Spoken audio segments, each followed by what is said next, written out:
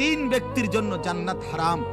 এক, মুদমিনু খামরিন, যে মদ খায়, নেশা করে, নেশাখোরের জন্য জান্নাত হারাম। নেশাখোর, মদখোর, গাঞ্জাখোর, ফুট্টাখোর, বাবাখোর, ডাইলখোর,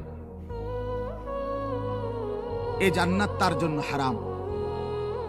দুই নাম্বার হলো আকুল ওয়ালিদাইন, পিতা মাতার অবাধ্য সন্তান, মা বাপকে যে কষ্ট দেয়, মা বাপকে যে নাফরমানি করে, মা বাবার যে অকৃতজ্ঞ, মা বাবাকে যে জুলুম করলো, মা বাবার হক আদায় করলো না।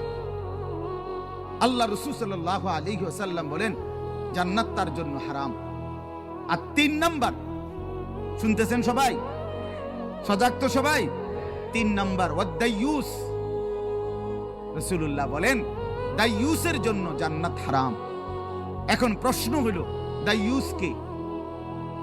খোদার কসম বাপ, এটা আমারও বলা না, আপনার কোনো আলেমের না, আল্লাহর রাসূল বলে দিছে। দাইয়ুস কাকে বলে? রাসূল বলছে ওয়াদাইয়ুস আল্লাযী ইউকিররু আহলাহু আল খুবুস।